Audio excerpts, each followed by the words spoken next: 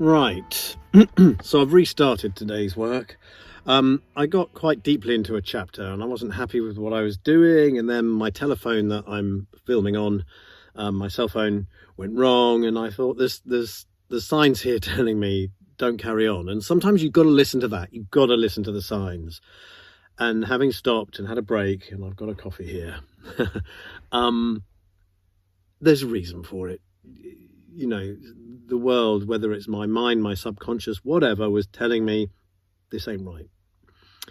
And I think it's Long John Silver I'm finding difficult to give a colourful, a real, an authentic, a truthful character to, because I'm so wound up in "Ooh-ah!" And Long John Silver is the epitome of "Ooh-ah!" And I think that's just so dull. It's in the book. It's inherently written, if that's the right phrase. I'm sure it's not. It's in there, but we've got it in so many characters, and Long John Silver's there and so much more interesting than that. And just because one actor did it in a film in the 1950s, you've got to try and find a better way of telling that story when you're not that actor. So I'm trying to find a much harder edge to John Silver. And I think he's still going to have Bristol accent, but maybe a bit more forceful and strong, that then gives him a place to go soft and light when he needs to, and friendly, but he's quite strong. And there's a kind of, not monotone, because that would be very dull to listen to, but he's got a way of being. When he's being nice, he's strongly nice. When he's being hard, he's strongly hard. And I think there's something in that I'm missing and that I've got to find. So I don't think it's a bad thing that I had to start again. So let's see.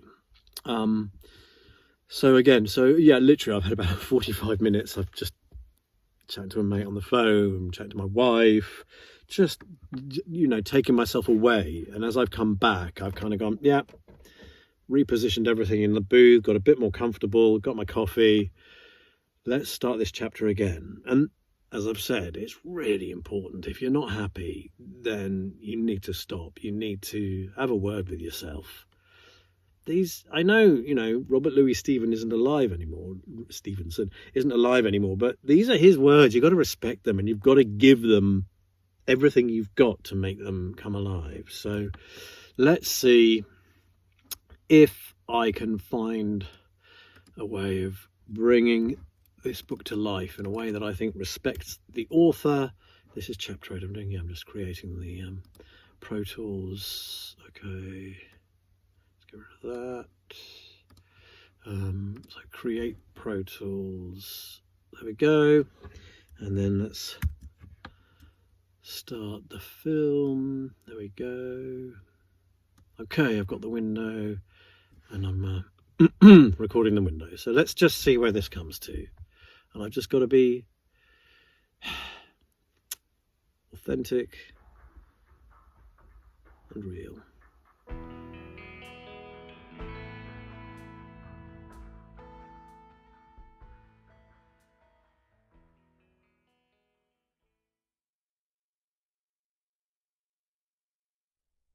Ch.8.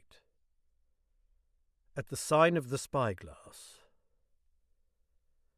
When I had done breakfasting, the squire gave me a note addressed to John Silver at the sign of the spyglass, and told me I should easily find the place by following the line of the docks and keeping a bright lookout for a little tavern with a large brass telescope for a sign.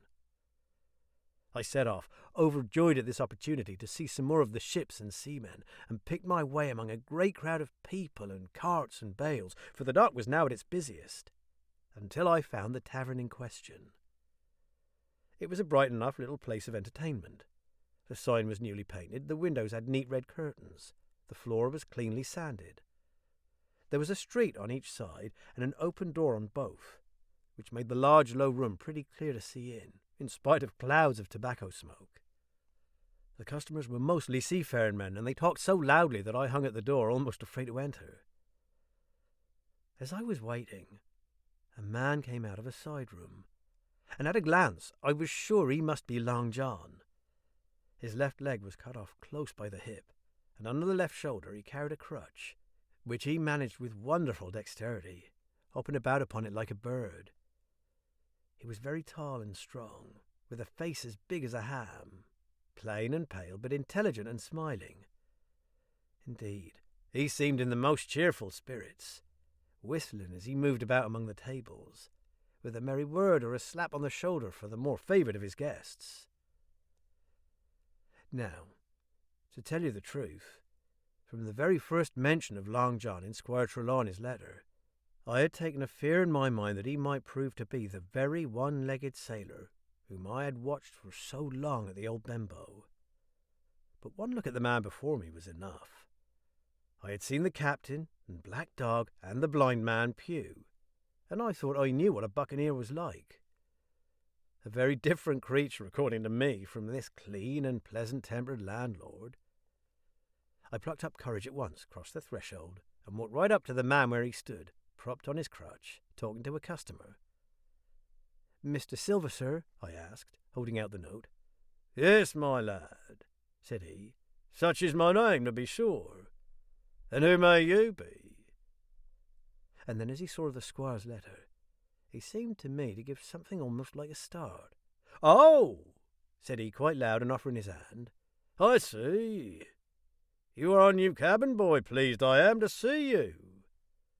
And he took my hand in his large, firm grasp. Just then, one of the customers at the far side rose suddenly and made for the door. It was close by him, and he was out in the street in a moment. But his hurry had attracted my notice, and I recognized him at a glance. It was the tallow-faced man, wanting 2 fingers, who had come first to the Admiral Benbow. "Oh," I cried, "stop him, it's Black Dog." "I don't care 2 coppers who he is," cried Silver, "but he hasn't paid his score. Harry, run and catch him." One of the others who was nearest the door leaped up and started in pursuit. "If he were Admiral Hawke, he shall pay his score," cried Silver. And then, relinquishing my hand, "Who did you say he was?" he asked. "Black what?" "Dog, sir," said I. "Has Mr. Trelawney not told you of the buccaneers? He was one of them." "So," cried Silver, "in my house. Then run and help Harry. One of those swabs, was he? Was that you drinking with him, Morgan? Step up here." The man whom he called Morgan, an old grey-haired, mahogany-faced sailor, came forward pretty sheepishly, rolling his quid. "Now, Morgan," said Long John very sternly, "you never clapped your eyes on that black dog before, did you now?" "Not I, sir," said Morgan with a salute. "You didn't know his name, did you?" "No, sir." "By the powers, Tom Morgan, it's as good for you," exclaimed the landlord. "If you had been mixed up with the like of that, you would never have put another foot in my house, you may lay to that." "And what was he saying to you?" "I don't rightly know, sir," answered Morgan. "Do you call that a head on your shoulders or a blessed dead eye?" cried Long John. "Don't rightly know, don't you? Perhaps you don't happen to rightly know who you was speaking to, perhaps. Come now, what was he joying? Voyages, captain, ships, pipe up, what was it?"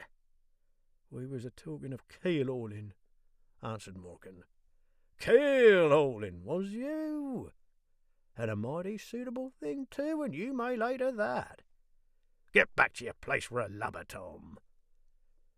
And then, as Morgan rolled back to his seat, Silver added to me in a confidential whisper that was very flattering, as I thought, "He's quite an honest man, Tom Morgan, only stupid. And now," he ran on again aloud, "let's see.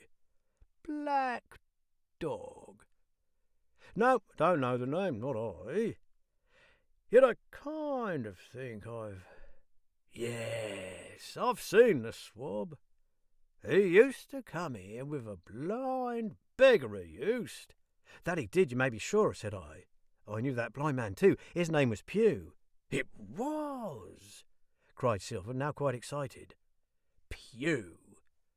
That were his name for certain. Ah, he looked a shark, he did.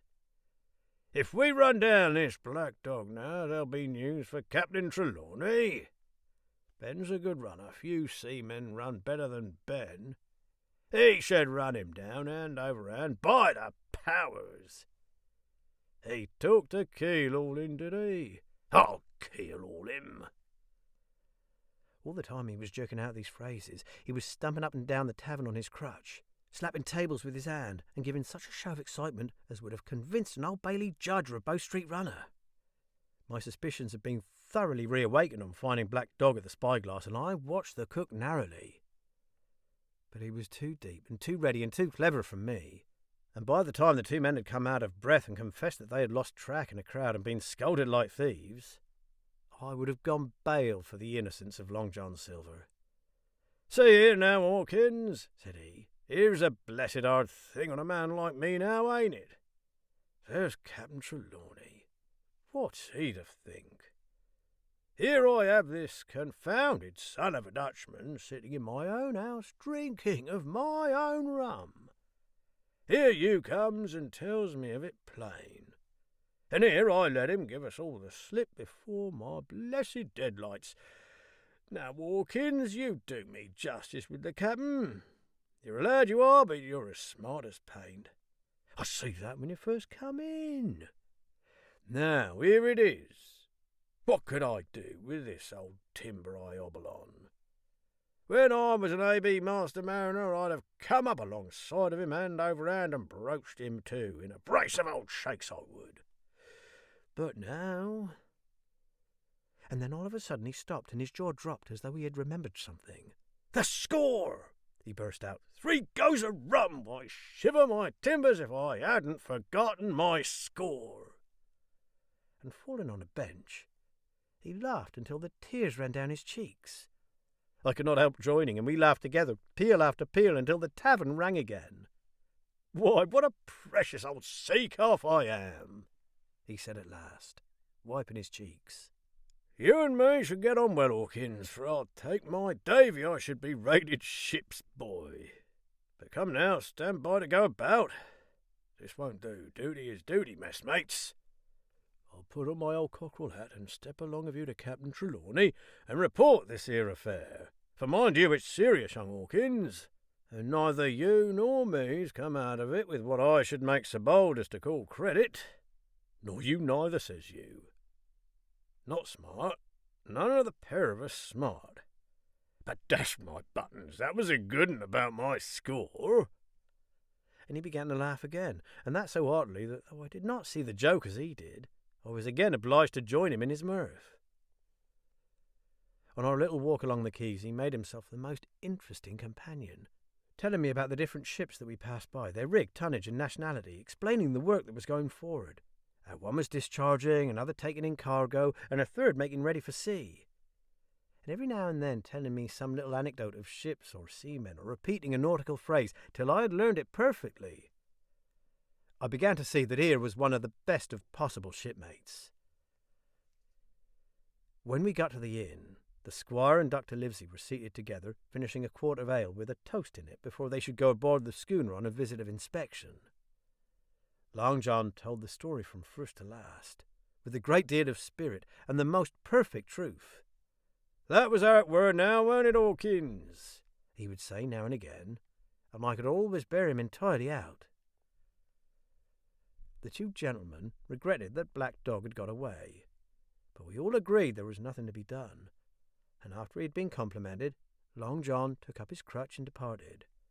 "All hands aboard by 4 this afternoon," shouted the squire after him.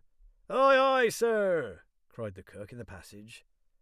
"Well, squire," said Dr. Livesey, "I don't put much faith in your discoveries as a general thing, but I will say this.